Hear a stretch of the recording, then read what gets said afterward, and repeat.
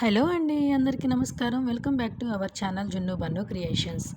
ఈరోజు మన ఛానల్లో మీ అందరికీ చూపించబోతున్నాను బాంబే కరాచీ హల్వా.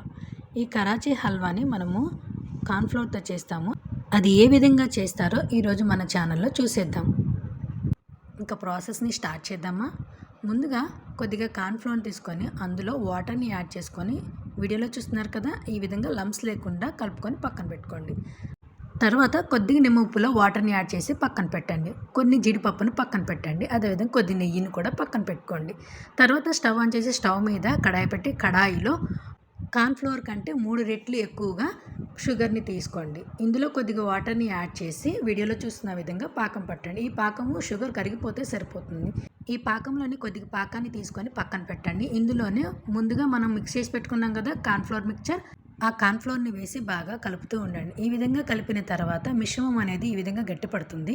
ఇందులో ఇప్పుడు మనం పక్కన పెట్టుకున్నాం కదా నెయ్యి, నిమ్మ నీరు, పాకము, ఇవి కొద్దిగా యాడ్ చేసుకుంటూ ఈ విధంగా బాగా ఈ మిశ్రమాన్ని ఉడకనివ్వాలి.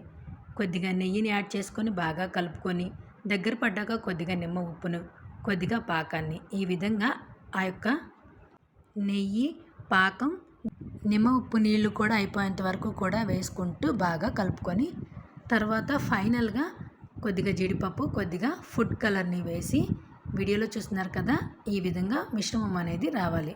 ఈ విధంగా తయారైపోయిన తర్వాత ఒక ప్లేట్లోనికి కొద్దిగా నెయ్యిని వేసి స్ప్రెడ్ చేసి ఇందులో ముందుగా రెడీ చేసి పెట్టుకున్నాం కదా హల్వా, ఆ హల్వాని కూడా వేసి నీట్గా సెట్ చేసుకొని ఫైనల్గా పైన జీడిపప్పు ఉన్నాయి కదా, ఆ జీడిపప్పును కూడా వేసి గరిటెతో ఈ విధంగా అద్ది ఒక 2-3 గంటల సేపు చల్లారనివ్వాలి. 2-3 గంటల తర్వాత ఈ విధంగా అంచులను పైకి లేపుతూ తీస్తే మొత్తం బయటికి వస్తుంది. ఈ హల్వాని మనకు కావాల్సిన షేప్లో కట్ చేసుకొని సర్వ్ చేసుకుంటే చాలా బాగుంటుంది. చూశారు కదా, నచ్చింది కదా, మీరు కూడా ట్రై చేస్తారా?